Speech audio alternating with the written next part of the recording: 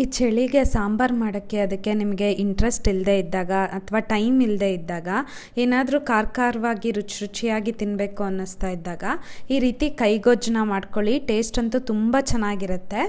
ಇದನ್ನು ಮಾಡಲಿಕ್ಕೆ ಇಲ್ಲಿ ನಾನು ಥರ ಸುಡೋದು ಬರುತ್ತಲ್ಲ ಅದ್ರ ಮೇಲೆ ಒಂದೆರಡು ಟೊಮ್ಯಾಟೊ ಹಣ್ಣು ಮತ್ತು ಒಂದೆರಡು ಬದನೆಕಾಯಿನ ಇಟ್ಕೊತಾ ಇದ್ದೀನಿ. ಬದನೆಕಾಯಿ ಅದು ಎಲ್ಲ ಕ್ವಾಂಟಿಟಿ ಜಾಸ್ತಿನೂ ಮಾಡ್ಕೋಬೋದು. ಇಲ್ಲಿ ನಾನು ಮಾಡ್ತಿರೋದು ಒಂದು 5 ಜನಕ್ಕೆ ಒನ್ ಟೈಮ್ಗಷ್ಟೇ. ಅದಕ್ಕೆ 2 ಬದನೆಕಾಯಿ 2 ಟೊಮ್ಯಾಟೊ ಹಣ್ಣು ತೊಗೊಂಡಿದ್ದೀನಿ.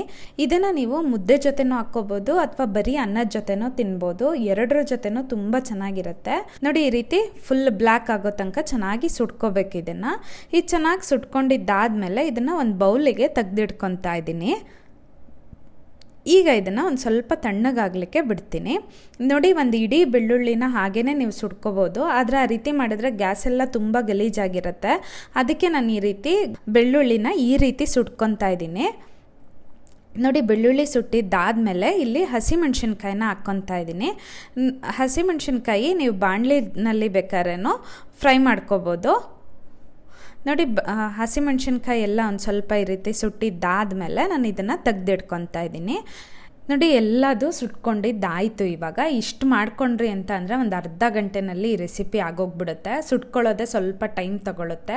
ಈಗ ನಾನೇನು ಸುಟ್ಟಿದ್ದೆ ಅಲ್ವಾ ಟೊಮ್ಯಾಟೊ ಮತ್ತು ಬದನೆಕಾಯಿ, ಅದ್ರದ್ದು ಮೇಲ್ಗಡೆದು ಸಿಪ್ಪೆ ತಕ್ಕೊತಾ ಇದ್ದೀನಿ. ಇದನ್ನು ನೀವು ತಕ್ಷಣವೇ ಮಾಡ್ಕೋಬೇಕು ಅಂದರೆ ನೀರಲ್ಲಿ ಹಾಕ್ಬಿಟ್ಟು ಕೂಡ ಸಿಪ್ಪೆ ತಕ್ಕೋಬೋದು.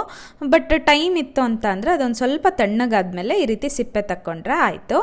ನೋಡಿ, ಅದೆಲ್ಲ ಮೇಲ್ಗಡೆದು ಬ್ಲ್ಯಾಕ್ ಆಗಿರುತ್ತೆ ಅಲ್ವಾ ಸುಟ್ಟಿದ್ದೆಲ್ಲ, ಅದನ್ನು ಹಾಗೆ ನಾನು ಇವಾಗ ನೀರಲ್ಲಿ ವಾಶ್ ಮಾಡ್ಕೊತಾ ಇದ್ದೀನಿ. ಜೊತೆಗೆ ಬದನೆಕಾಯಿದ್ದು ಕೂಡ ಈ ರೀತಿ ಸಿಪ್ಪೆ ತಕ್ಕೊತಾ ಇದ್ದೀನಿ. ನೋಡಿ, ಇವೆಲ್ಲ ರುಚಿ ಅಂತೂ ತುಂಬ ಚೆನ್ನಾಗಿರುತ್ತೆ. ಇನ್ನು ಒಲೆನಲ್ಲಿ ಸುಟ್ಟುಬಿಟ್ಟು ಮಾಡ್ತಿದ್ರು, ಅದಂತೂ ಇನ್ನೂ ಟೇಸ್ಟು ತುಂಬ ಚೆನ್ನಾಗಿರುತ್ತೆ. ಯಾರ್ಯಾರು ಒಲೆನಲ್ಲಿ ಸುಟ್ಟಿದ್ದು ರೆಸಿಪೀಸ್ನ ತಿಂದಿದ್ದೀರಾ ಅಂತ ಹೇಳ್ಬಿಟ್ಟು ಕಮೆಂಟ್ ಸೆಕ್ಷನಲ್ಲಿ ಕಮೆಂಟ್ ಮಾಡಿ. ಬದನೆಕಾಯಿ ಮತ್ತು ಟೊಮ್ಯಾಟೋದು ಸಿಪ್ಪೆ ತಗೊಂಡ್ಮೇಲೆ ಇವಾಗ ಹಸಿಮೆಣ್ಸಿನ್ಕಾಯಿದು ತುಂಬ ಜಾಸ್ತಿ ತೆಗಿತಾ ಇಲ್ಲ. ಹಸಿಮೆಣ್ಸಿನ್ಕಾಯಿದು ನಾವು ಫುಲ್ ಕ್ಲೀನಾಗಿ ತಗೊಂಡ್ವಿ ಅಂತಂದರೆ ಅದು ಸುಟ್ಟಿದ್ದು ಇದೆಲ್ಲ ಹೋಗ್ಬಿಡುತ್ತೆ. ನೋಡಿ, ಬದನೆಕಾಯಿ ಮತ್ತು ಟೊಮ್ಯಾಟೊ ಎಲ್ಲದನ್ನು ಚೆನ್ನಾಗಿ ವಾಶ್ ಮಾಡಿ ಇಟ್ಕೊತಾ ಇದ್ದೀನಿ. ಇದು ಚೆನ್ನಾಗಿ ವಾಶ್ ಮಾಡಿದ್ದಾದಮೇಲೆ ಬೆಳ್ಳುಳ್ಳಿ ಮತ್ತು ಹಸಿಮೆಣ್ಸಿನ್ಕಾಯಿ ಇತ್ತಲ್ವ, ಅದನ್ನು ನಾನು ಇವಾಗ ಕುಟ್ಕೊತಾ ಇದ್ದೀನಿ. ಇದನ್ನು ನೀವು ಕೈನಲ್ಲಿನೇ ಬೇಕಾದರೆ ಕಿವುಚ್ಬೋದು. ಬಟ್ ಕೈನಲ್ಲಿ ಕಿವುಚಿದಾಗ ತುಂಬ ಖಾರ ಹಾಗೆ ಕೈನಲ್ಲಿರುತ್ತೆ ಅಂತ ಹೇಳ್ಬಿಟ್ಟು ನಾನು ಈ ರೀತಿ ಅದನ್ನು ಕುಟ್ಕೊತಾ ಇದ್ದೀನಿ. ಕುಟ್ಬಿಟ್ಟು ಈ ರೀತಿ ತರಿಯಾಗೇ ಕುಟ್ಕೋಬೇಕು. ಫುಲ್ ಫೈನ್ ಪೇಸ್ಟ್ ಥರ ಆಗೋದೇನು ಬೇಡ. ನೋಡಿ, ಈ ರೀತಿ ಆದರೆ ಸಾಕು. ಇವಾಗ ನಾನೇನು ಟೊಮೆಟೊ ಹಣ್ಣೆಲ್ಲ ಸುಟ್ಟಿಟ್ಕೊಂಡಿದ್ದೆ ಅಲ್ವಾ, ಅದನ್ನು ಚೆನ್ನಾಗಿರೋ ನೀರಿನಲ್ಲಿ ಈ ರೀತಿ ಹಿಂಡ್ಬಿಟ್ಟು ಅದ್ರದ್ದು ರಸ ಎಲ್ಲ ತೆಗಿತಾ ಇದ್ದೀನಿ.